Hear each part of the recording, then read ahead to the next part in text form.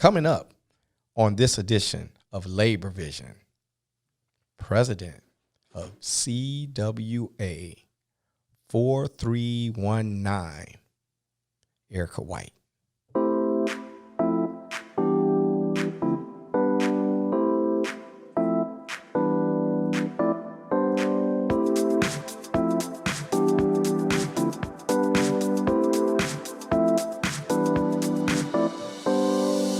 Hey, welcome to another edition of LaborVision, where we tell our story. I am your host, James Dennis, and today's guest is President of CWA, which is Communications Workers of America, Local 4319, Erika White.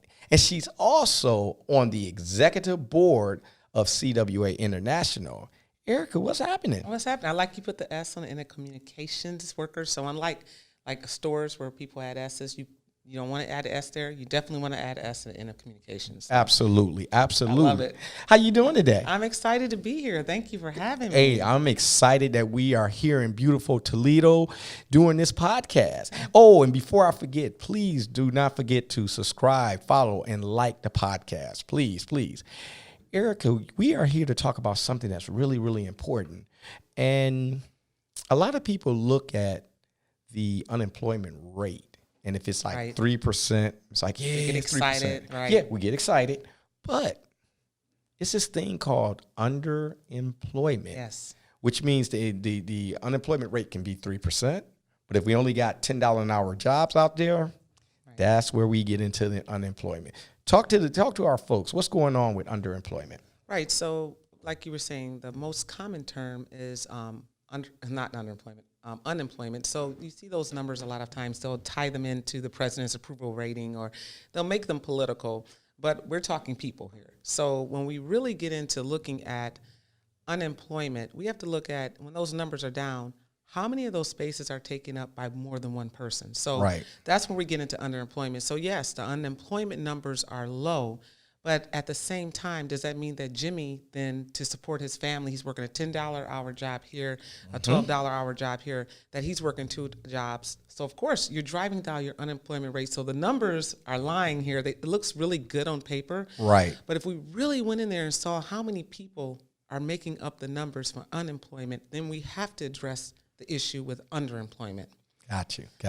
So simply said, underemployment is the issue where we talk about the stagnation of our wages. The wages really have not changed, and then and it's between 39 and 40 years, okay, depending on what expert you speak to. We have had no changes in workers' wages. Okay, hold on. Let's hit the brakes here because I told you I'll jump in. So I can remember in 40 years, you used to buy, I'm going to say 30 years ago. I remember when I went to the dealership to buy a new car, a pickup truck was $8,000 back then. Right. This was in 88. I was 2, so I'm going to take your word for it. Cool. Okay, yes, absolutely. So in 88, a pickup truck was $8,000. I could have bought a Ranger for $8,000. Right. Today's Ranger, I think the base price of that truck now is $30,000 at least. And I'm just going off the top of my head, so don't quote me on that. But you're saying that the wages have not went up in those 30 years, yet that truck has went up 3 times the amount at minimum? So we're talking about that buying power. We're talking about people say, oh, I'm doing so much better than my parents or my grandparents. Actually, we aren't. We aren't doing any better when you look at the full circle of where we are. Right. And so you can look and say, hey, okay, well, back in that time, they made minimum wage was $3.75 an hour. Right. But you would expect that wage to continue to grow up rise with the cost of living, education costs, healthcare costs. Think of where healthcare is right now. If healthcare was an issue before, remember Ronald Reagan was the president who privatized healthcare. Okay, that's true. That's true. Okay, and of course we're just talking facts. It doesn't even matter when we talk about when that happened. So we're talking about the 80s to get that reference point. That's why I'm saying that. Before that, you could afford healthcare on your minimum wage, or people were still able to do things, afford cars. Okay, you could afford cars. You could afford healthcare. You could afford college. Think about what people are making today. Can they afford a new car? No, they have. That's the reason why they have to lease. Because you can get that car for $150 a month on a lease, 24-month lease. Right. You give them $1,000 down, and then in 2 years you come back and get another one. And it's a plain car with minimum amount of options. So you're not getting the top of the line car that you really love and like. You're getting bare minimum for that $150, $200 a month, and you never own the car because you're leasing it. Right, and that's the big thing. Now think about this. Think about home ownership. When we went through the fallout, okay, and that was Bush, so that was about the 90s? That was early 2000. 2008. And 2007, because President Obama came in 2008. That was 2007, 2008, yes. And I always frame where we're going as a country by what's going on in the White House. And though the White House does not have the direct driver in what's going on locally, what people have to understand, the way we get there federally is what we do locally and what we do in our counties and our states. So when we look at that, again, that transition there, and now I forgot where I was with fallout, with home ownership. Why is home ownership? Think about that. That's down now. It's down. People are still losing their homes. Go through any central city in the United States. I don't care if it's a rural area or urban area, but you're going to see it, of course, more specifically if you go to a mid-sized or larger city. See how many vacant lots are in between every house. That right there is a visual indicator of where we are in this country right now with home ownership. Homes are being demolished. What happened to those people that lived in those homes? They lost their homes. They were underemployed. They didn't have employment at all. They were trying to work 50 jobs to take care of themselves. And if you really think about it, the price of homes have went up. Right. I can remember when homes were $100,000 home. If you said I have $100,000, you had a real house. You're absolutely. I was just getting ready to say that. I remember that when it was $100,000. Oh my God, you got a beautiful home. Right. Whereas now you walk into a $250,000 house, and you're like, this is all I get. Right. $250,000. The kitchen ain't big. The such ain't big. So and what is this? You don't even know. The house hasn't been updated. So think about people now those, and just I'd love to think of things in visual terms. Every house that was there that's gone was owned by someone before them. And more than likely, they lost the house. Not everyone. That's true. Because of under or unemployment. And you can talk about when those loans went up, interest rates. And you can also do the very same thing in the suburbs. The only difference in the suburbs, they board them up. They don't burn them down. Well, but see, here's the other piece of it is back when they was doing the before the breakdown, so to speak, you could get approved for those loans like that. Yes. I never got one, though. No, I didn't need praise God, but at that time, I was like, hey. I mean, you could have went in there and been like, give me a $500,000 loan, and they were going, you got a job? Yeah. Bam, sign here, you get the loan. There's a little banana there. That. Oh, that banana's fine. Don't worry about the banana. Right. What I mean by that is that people didn't even understand. They couldn't afford the house. What an ARM is. Or, how did we learn about ARMs? How did I learn? When I saw my friends lose their houses. Well, here's the thing, though. They were buying $500,000 houses. Working and they at had Burger King no business at $10 an hour. There you go. I'm not, and it's not. And that was part of the fallout. That was part of the fallout. Right. No, that's not exaggeration because the thing is, they was telling you can get this house for $500 a month, and what they were telling them was, you get the house. For the next 3 years, you pay $500 a month to stay in there. Yes. And then on the third year, you sell the house, take the equity. So if you pay $500, it's going to be worth $600. You make $100,000 and you move on to the next house. And I know a couple of people that actually did that. Wow. It worked out for them because they knew how to get in and get out. Right. But most people didn't get in and get out like that because you had to literally plan your stuff well so you can get to the next house. And I mean, who wants to move that much? Right. And the other flip side of that is not only was that an issue with the housing fallout, where again we're talking about underemployment, there's another big caveat here is where they let people get home equity loans on houses that were overinflated. So over half of the people I knew that lost their homes wasn't because they couldn't afford the home they were in. They were offered money for the home they were in, and then when that fell out, and they took their home. So just going around. And the other indicator of what's for underemployment that I want to really emphasize with the audience here is look at how many neighborhoods now are not homeowners but renters. Yes, that's very true. That's very true. So we can see that, right? So we've got this shift now that people don't own their cars, they don't own their homes. Now let's talk about education. Let's throw that in there.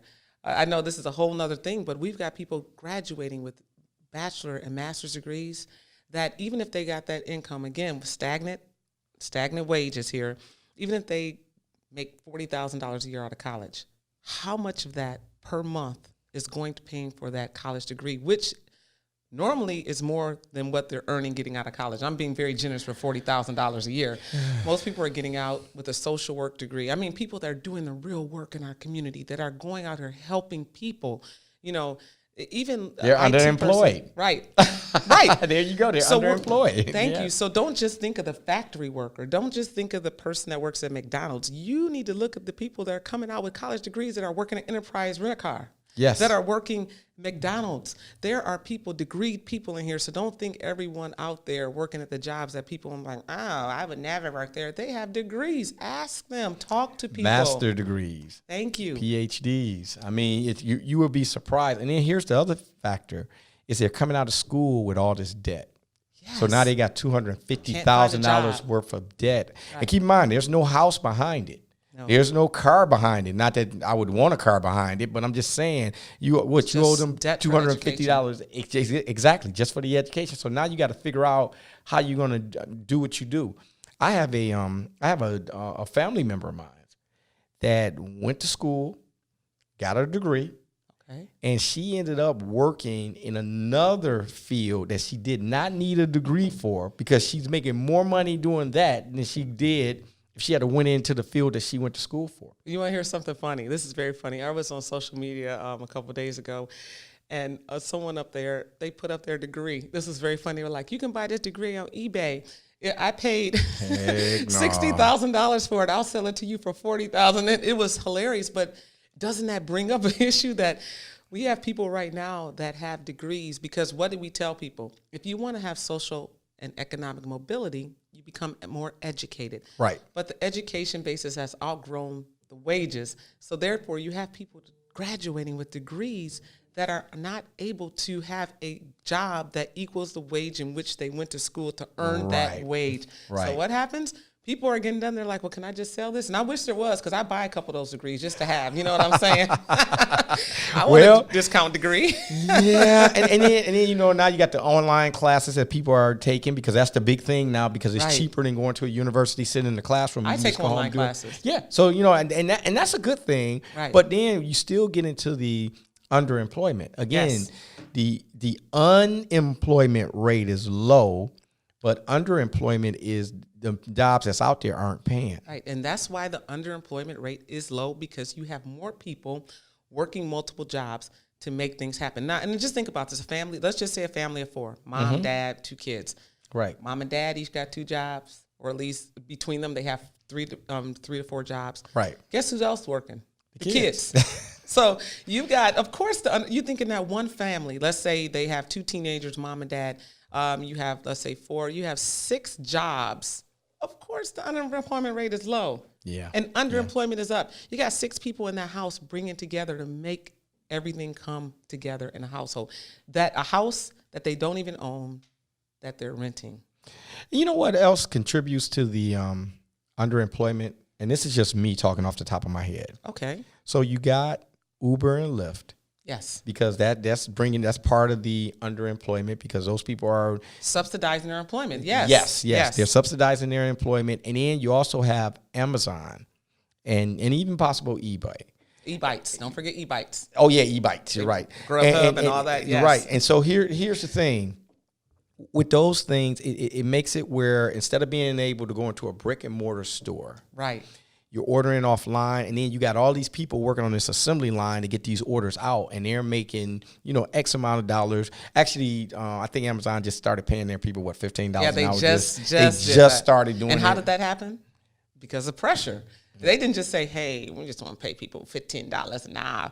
They don't do that. And if you know what it reminds me of is like, America has become the show, who is with James Evans? What's the name of the show? Good Times. Good Times. Okay, we become like Good Times.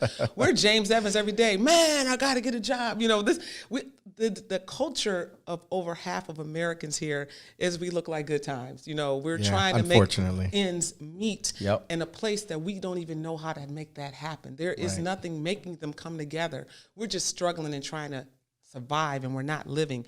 When you don't have people. And it has nothing to do with education. I think education is great if you can do it, but that's not a mark of a man. If we don't have people that can think and dream, we don't change the society we live in. Right. If everybody's toiling and working, if everybody is struggling to make it, when do you have time to dream about what you can do and what you can become and what you can change? Right. So the issue is so much more. We can talk about the brick and mortar, like the brick and mortar thing. That's important, but let's talk about the emotional intelligence. Let's talk about the social intelligence of a people. You do not have time to think about the way that laws and things are being changed for working class people when you can barely think about how am I going to get my Uber to get to my next job. Right. And so we really have to start to address not unemployment, but underemployment, because now we're being, quote unquote, tricked with the numbers. Right. And I would like to really know how many people, and we already know this is hypothetical, rhetorical, whatever you want to call it. People are really working more than one job. And that's the truth in America. How many of our family members are working more than one job? Or got a hustle on the side that the government does not know about. Right, but they get paid under the table. Right, yeah. We're not attacking any hairdressers, but we know a couple of y'all been getting paid under the table.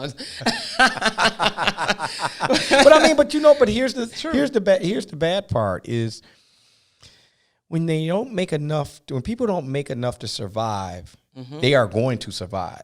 That's right. So that means the crime rate goes up, right? Because if I can't get it in one way, I'll get it another way.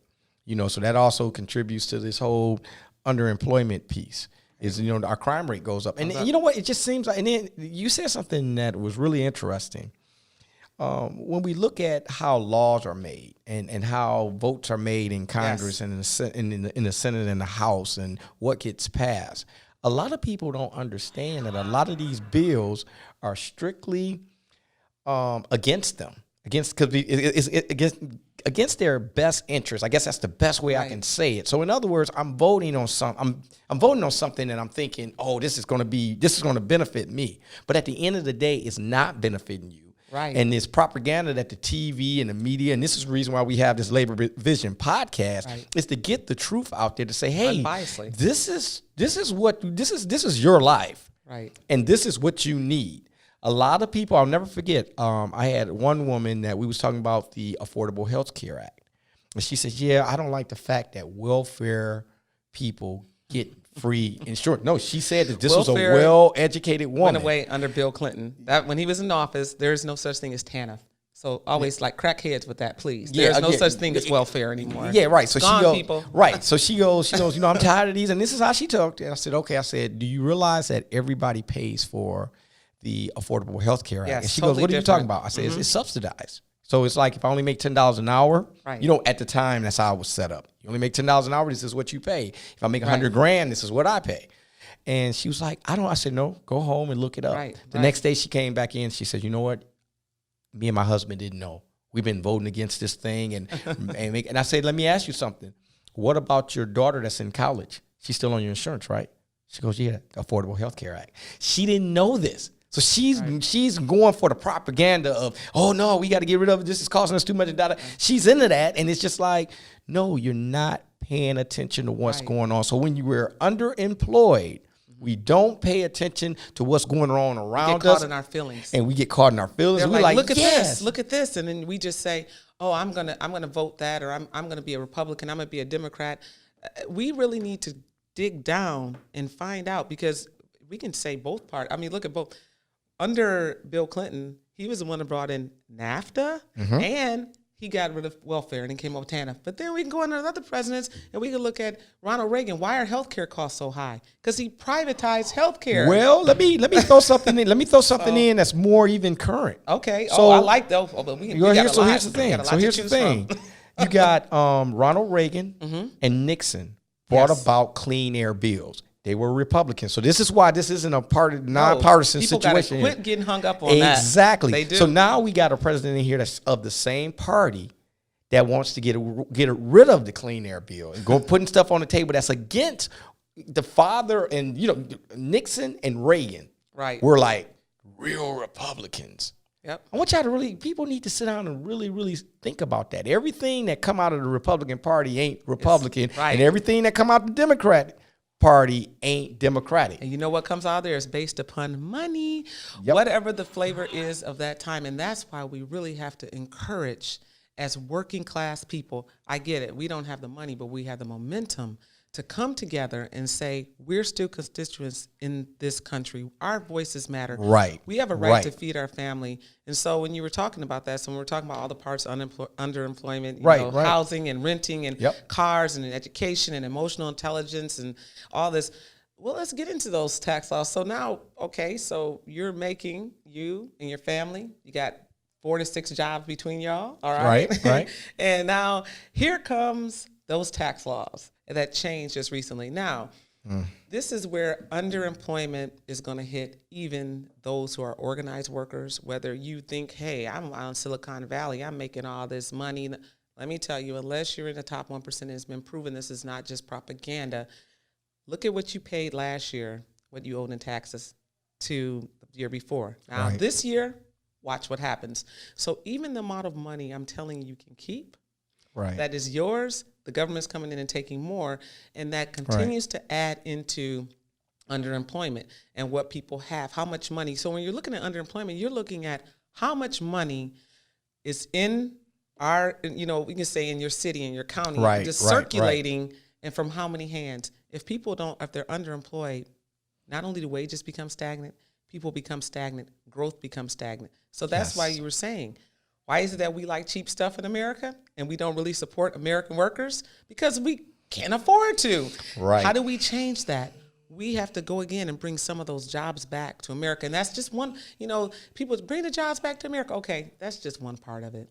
How do we really start to invest and bring down cost of education, uplift where we are, rebuild in the communities where those houses are missing, unboard the houses in the suburbs, really start to bring people together on a level that it doesn't matter if you make $10 an hour or $100 an hour. You are a worker. If somebody signs your check, guess what?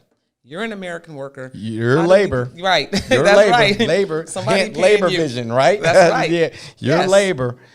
And Erika, you're 100% right. But I mean, people don't seem to get it. Everybody want to do hey, let's pick this up on by our bootstraps. And you know what? I'm all for that. As long as I got the bootstraps and the boots, right? I mean, some people are like, "What are bootstraps?" I mean, exactly. Some people got to take them all the way back. I get it. And the thing is, we all work hard for what we get, or most of us do. I'll say it like that. Yes. But we got to be mindful of what's going on in the world around us. And this underemployment means that the average person is getting less, and the top 1% is getting more. Right, so where's that money going? Well, no, it's going to the top 1%. You got it, right. It's going so to the top 1%. Wondering, well, nobody's getting paid. Well, yeah, somebody's making the money. Because here's the thing, the top 1% can dial down what they make. And here's the funny part. And still have 15 houses on an island. There you go. And there's my point. You made my point right there. They can still even if they everything. dial their money down, it's the difference between having $10 million and $9 million. The $1 million is not going to really make a difference. Right. They already got the house and the cars and the stuff that they want. It's just stacking. That's why they're doing the buyback of stocks and all this other stuff. Have you seen the regular AT&T now? It's getting rated by a hedge fund. Oh, wow. And I don't know if people understand what that means. Explain it, please. When they raid, when a hedge fund raids corporate, and I don't want to say, I want to say stocks that are owned by corporations. When they pull those out, you know who hurts from that? It's the workers. Because they've got to make a way to pay those. So if a hedge fund says, I'm going to pull out 2 million shares of my stock. Right. They have to pay that. Where do you think they pay that from? From the workers, because you are paying in a share. You're on my back. Right. So we really have to, and it's so sad when we talk about, I could go into privatization, how that does, but when we talk about that, we always come back to the workers. You can look into our prison system that's now privatized, the parts that are. Right. And you can look into the school systems where they privatize the food. So now you have, hey, you don't have any money to pay for your food, your kid. Guess what? In the suburbs, most people may not know this, or they may. Right now in the suburban areas where people live at, there's more free lunches going on there, or kids in need of free lunch, pretty much equal to that in urban areas.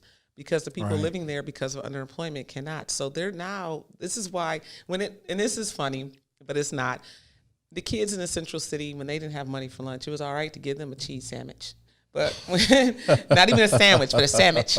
But now that it's really hitting in the suburban areas, instead of saying, hey, the bigger picture is here that everyone's hurting. Right. It's and I love that. They said, we got to change this. But it didn't change, unfortunately, until it hit more than just poor people. Right. And then it was like, you know what, that's embarrassing. Give them a regular meal.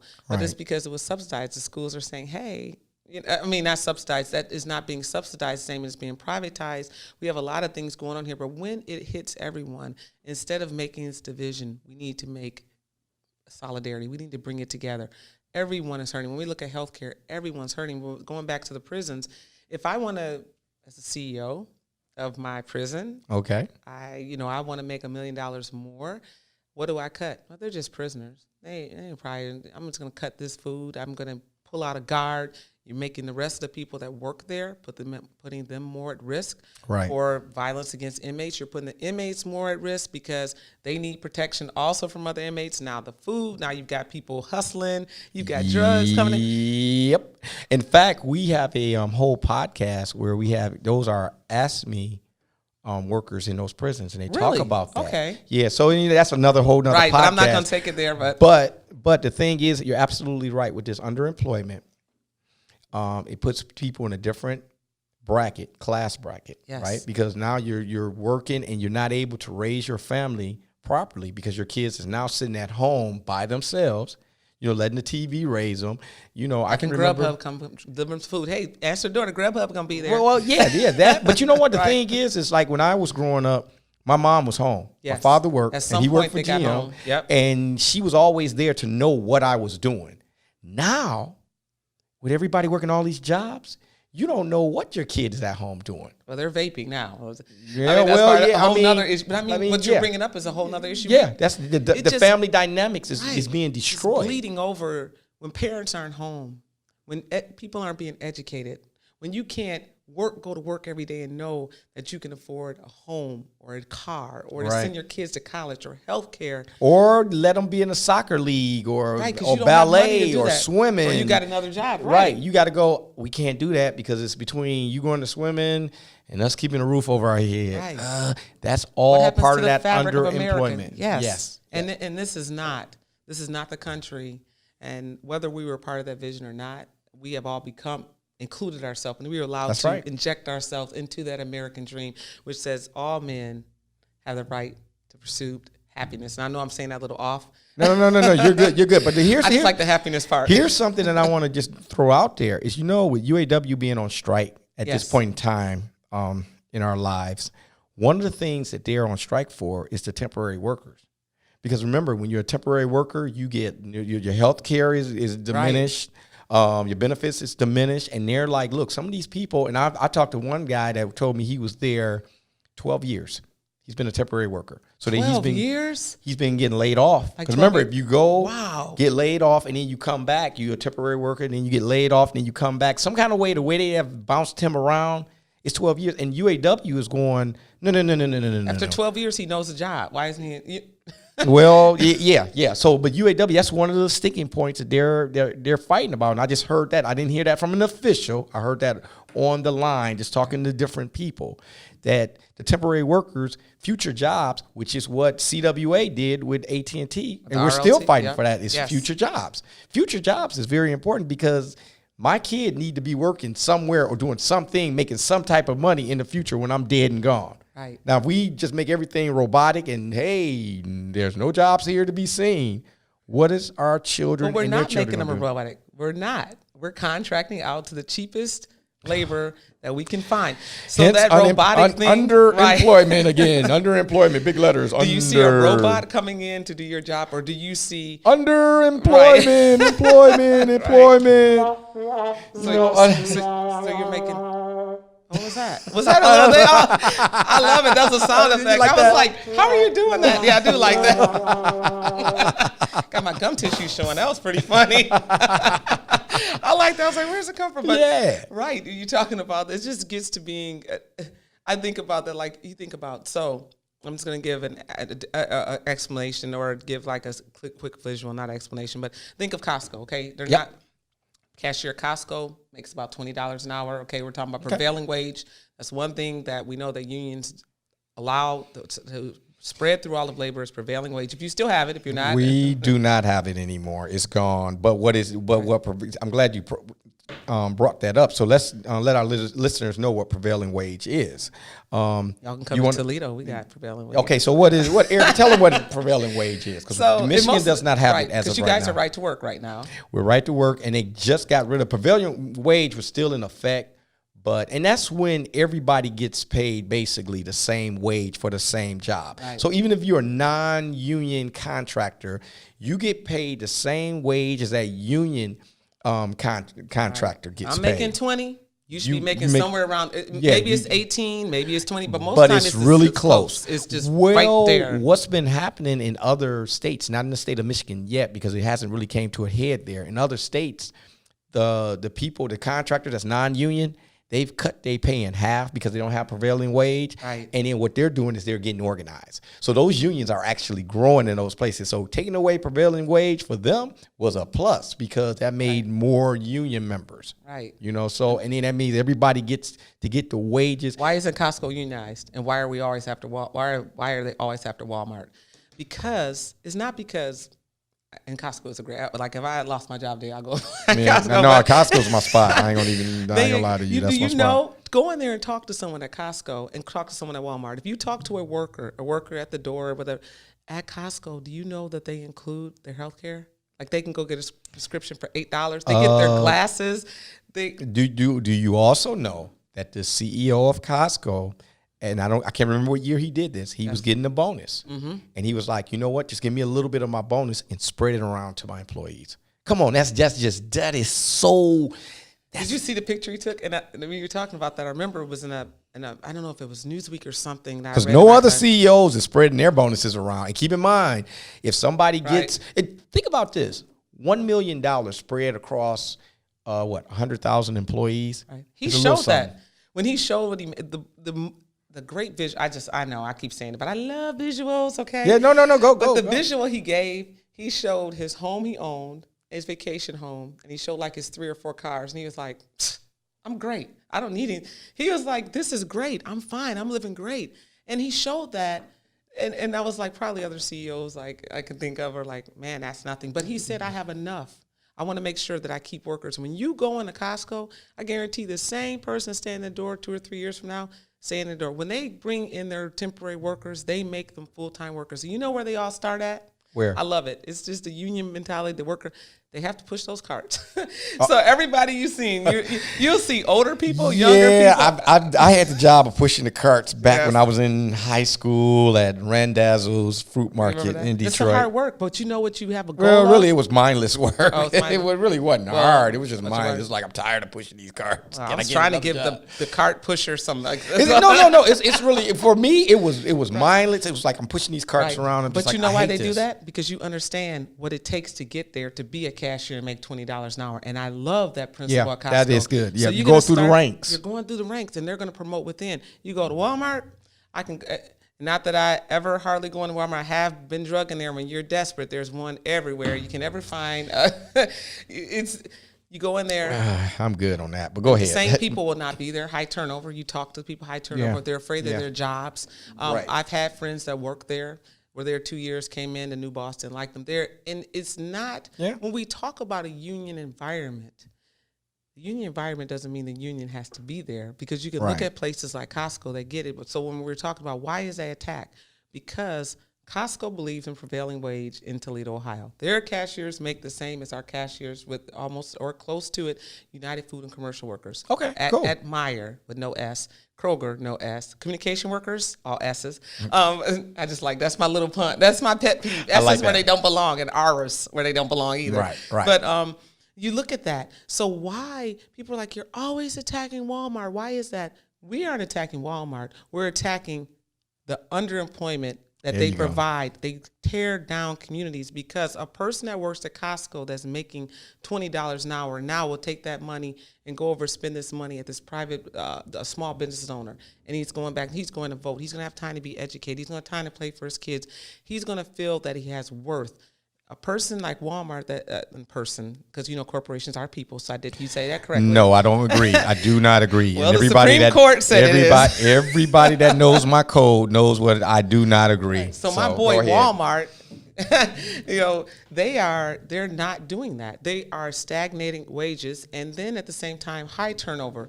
When you see that, you need to wonder why. But if I have no chance to think that I might move up and that you're treating me fairly and I'm not even talking good. I just said fair. Same 4 letters, but it means a little different. But fair conditions. That's all we're asking for. Walmart doesn't provide that. So when you hear from people attacking, and what people say attacking or speaking out against, we're not ever speaking out against the people that work there. We're speaking about those corporations who are now classified as people and the way they treat the people. If you're a person, Walmart, if you're a person, Amazon, if you're a person, ProMedica and whatever else, then as a person, you should understand how to treat people. Right. How to treat your workers. And that's why when we're talking about that principle of a CEO, I absolutely love the CEO of Costco. Yeah, because he's Warren Buffett's best friend, I believe.